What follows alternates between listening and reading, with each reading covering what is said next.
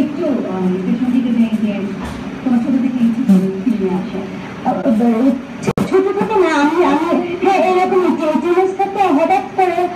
হাওয়া ধরুন আমাদের একটা আত্মীয় হয় আর কি বাচ্চাকে যে এটা বললো যে একটা টিনেজ মেয়ে দরকার 13-14 বছর ছিল তো এটা শুটিং করতে যখন বলিউড মানে সরি রামুজা ফিল্মতে যাওয়া হয় তো একটা বলিউডের এনভায়রনমেন্ট ছিল Mumbai was like second home প্রায় যাওয়া হতো ফ্যামিলি অনেক আত্মীয় স্বজন আছে বা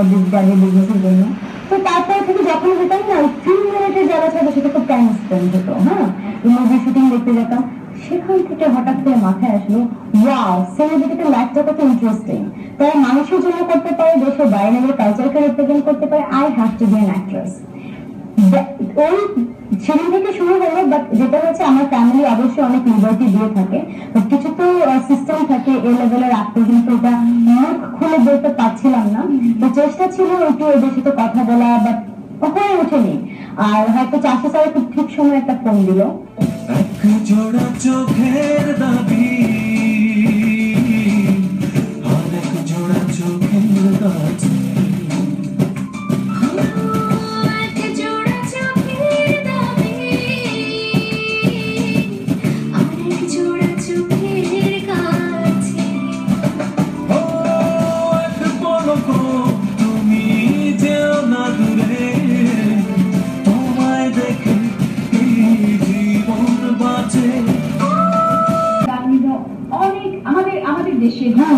ইন্ডিয়া বা হ্যাঁ এর জন্য কিন্তু গান খুব এসেনশিয়াল এবং গান যখন হিট করে ফিল্মও হিট করে তো তুমি নিজের ছবি যখন করলে তখন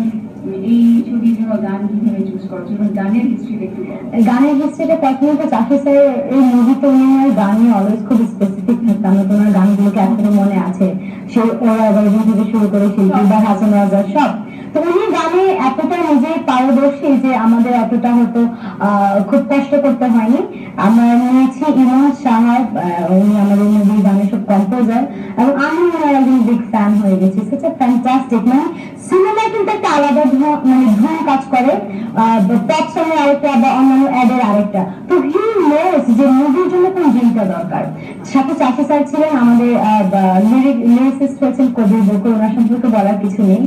আর গানগুলো তুমি যা ভাবা যে গানটা প্রথম এভাবে যাবে যদি বলে আমাদের একটি আইটেম সং আছে আমি দিয়াসলাই সেই তিনি খুব আর্গুমেন্টস হতো কারণ আমার গল্পের সাথে মেইন অ্যাক্ট্রেসেরই আইটেম সং করা করতে হবে তো চাষি স্যার এবং আমাদের আশেপাশে আমার সিনিয়র ডিরেক্টররা সবাই ছিল একজন অ্যাডভাইজার না না মেইন একটা তো আইটেম সং করা যায় না আমার মনে হয় যে দেবেন না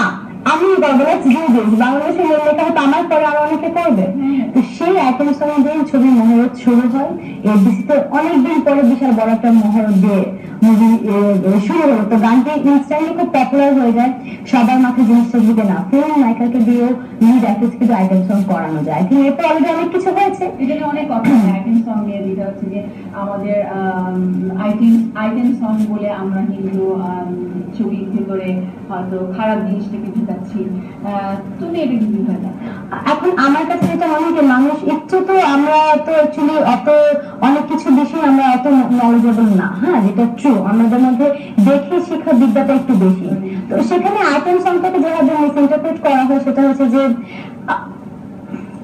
ভ্যালগারিজমটা এনিওয়ে হ্যাঁ যতটা ইনডাইরেক্টলি বুস্ট করা যায় এই কনসেপ্টটা যদি মাথা থেকে বাদ দেওয়া যায় ভ্যালু যতটা এক্সপোজ মানে খুব শো করতে হবে like I can't speak English I can't speak English তো দুটো মিনিটে তফাৎ আছে না ওখানে কি মানে খুব প্রমাণ করার একটা চেষ্টা থাকে এই কারণে আইটেম সং অতটা ভালো লাগে না হ্যাঁ আইটেম সং হবে হ্যাঁ একটা মজার বিষয় থাকবে ন্যাচারালি অনেক কিছু করা যায় আপনি যখন আইটেম সংটা দেখেন নর্মালি কথা কথিত যে আইটেম সঙ্গে যে ভাব ভঙ্গি নীতি অ্যাঙ্গেল ওই বিষয়গুলো নেই বাট ওটা কি অলরেডি অনেক হিট হয়েছে তো ওই জিনিসটা দরকার নেই আমার কাছে মনে হয় সিম্পলিসিটিতেও কিন্তু অনেক কমার্শিয়ালিজম আনা যায়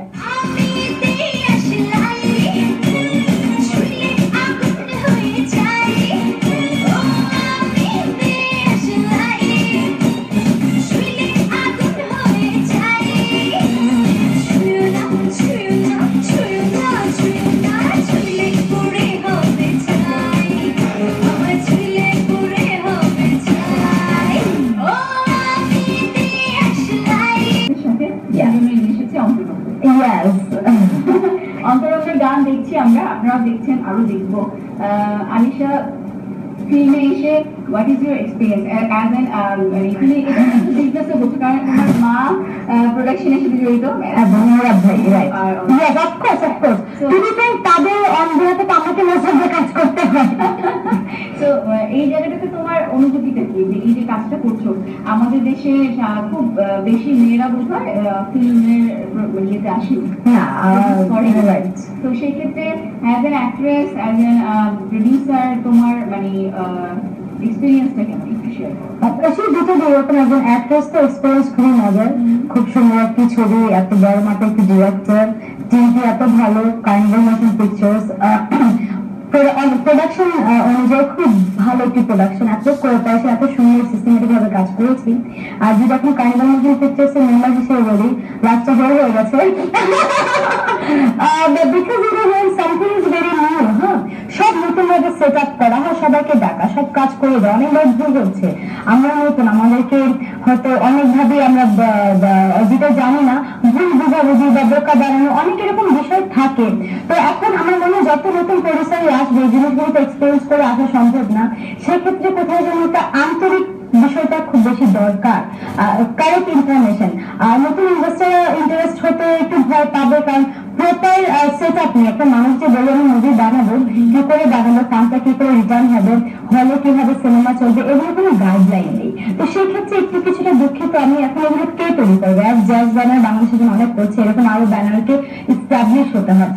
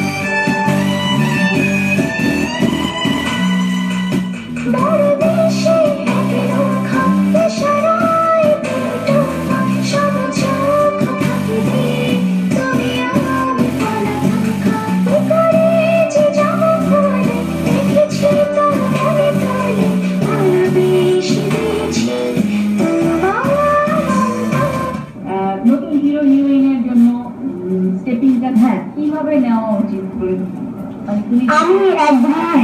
রং পার্সন এই কোয়েশ্চেনটা করার জন্য, কারণ আমি জানি না একটা নতুন অ্যাক্টর বা অ্যাক্ট্রেসকে কিভাবে আসতে। আমি অনেক স্ট্রাগল করেছি, ওই সুযোগটা আমি পাইনি। হ্যাঁ, তো সামনে চাষি স্যার গট লাকি দেন আমাদের ব্যানার। তারপরে আমি যেটা বলবো যে ফার্স্ট ক্রাইটেরিয়া একটা নায়ক বা নায়িকা কিনো, একটা প্রপারটা ভালো ব্যাকগ্রাউন্ড কিনো, অভিনয় সম্পর্কে তার ট্যালেন্ট জানা, এক্সট্রা কিছু ট্যালেন্ট যেমন ফাইটিং হতে পারে, বাইক রাইডিং এটসেট্রা এটসেট্রা, ভালো রোল বিহেভ, এগুলো তালিকা করে না। sorry, but that's the reality. হ্যাঁ, এগুলো হয়তো তালিকা একটু লাস্টে চলে এসেছে। তো এখানে যদি একটু সুইচ করে যারা এখানে মেকার আছে, যারা এখানে প্রডিউসার আছে,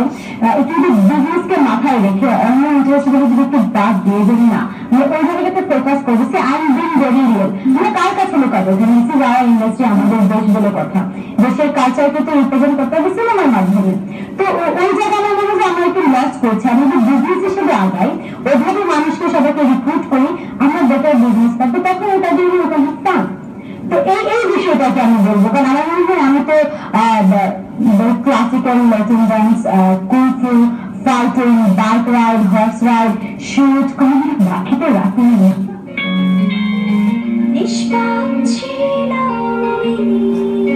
নায়িকা আজ আমি আছি এই আপনাদের সাথে আছি আরো অবশ্যই চিত্রনায়িকা আলিশা। আলিশা, তোমার ছবি তো গল্প শুনছি, কিন্তু যে ছবিগুলো দেখে দেখে মানে আমরা আমাদের ছবির জন্য ইন্সপিরেশন পাই, ওই মুভিজের কথা বলছি যেগুলো আমাদের সেই সময়ের যদি কারো কথা বলতে বলি, মানে তখনকার মুভির কথা, কোন মুভির কথা বলবে বা কোন মুভিতে ছিল একটা মানে দু ধরনের ছবি তখন হতো এবং দুটোই খুব সমান তালে আগাতো। সেটা হচ্ছে একটা যেটা চাষি স্যার বানাতো, ওরা 11 জন থেকে শুরু করে আবার কিছু ছিল যে কমার্শিয়াল মুভিগুলো হতো, রাজাক আঙ্কেলদের, হ্যাঁ ওই যে ঢাকা ফ্যান্টাসি মুভিগুলো ছিল, কালু কাঙ্গলদের কত সুন্দর সুন্দর মুভি ছিল, মিয়া ভাই। তারপর রাজাক আঙ্কেল তো আমি ফ্যান, সে ফেসটা আমি যদি এখন থাকতাম ওনাকে বেড়ে মানে I think it's a rare face বাংলাদেশের জন্য। তো আমার কাছে মনে কি তখনকার সব হিরো হিরোইনদের খুব রোম্যান্টিক,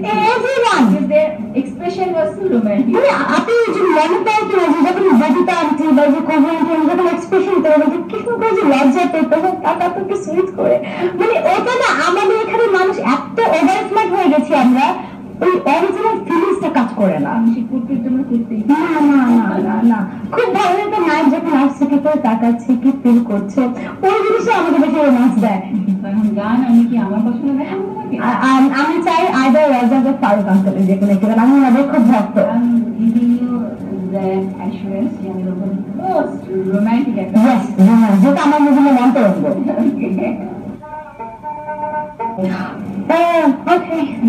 তো শেষ মুহূর্তে যেটা জানতে চাই, তোমার ফিউচার প্ল্যান অবশ্যই, মোরওভার যে আমাদের যে ছবির গানটাও তুমি বললেই যে গানের দিক থেকে অনেক আপডেট হচ্ছে, কিন্তু আমাদের ছবির যে নাচ, গানের সাথে যে নাচ, সেই জায়গাটা থেকে আসলে আমরা কতটা যেতে পারবো? বা তুমি বলছিলে যে তুমি নাচের ব্যাপারে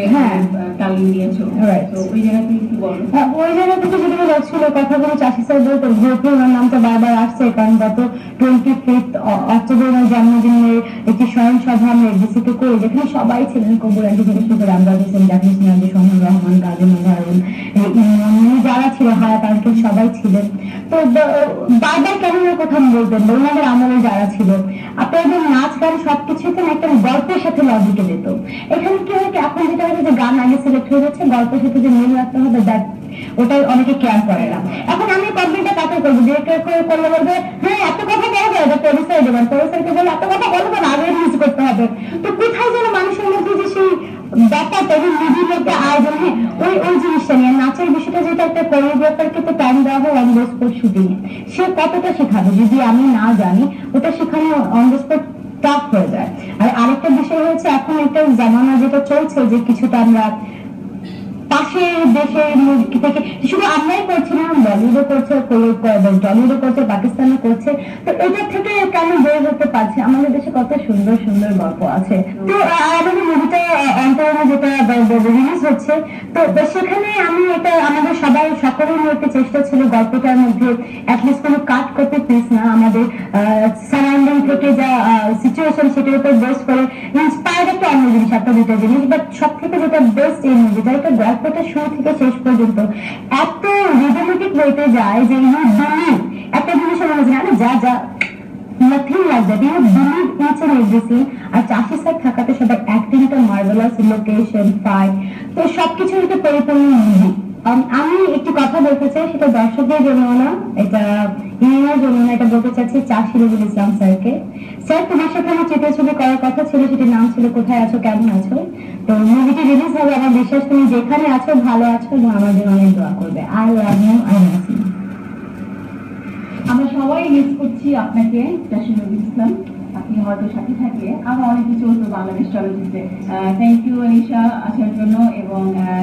ফর খাবার দাবার চানাচুর দেখতে পাচ্ছি, আমার তো একটা গান আছে ওই চানাচুর, তো এই চানাচুরটা থাকলে ভালো হতো, খাবে আর চানাচুরের গানটাও দেখবে। Thank you so much. Thank you so much. শেষ না, আমরা একটা ছোট অটোগ্রাফ নিব তোমার, আমি একটু বিদায় নিচ্ছি দর্শকের, আমাদের গান মিউজিক একটু করবো। সবাই অনেক ভালো থাকবেন, অনেক অনেক ভালো। Thank you so much.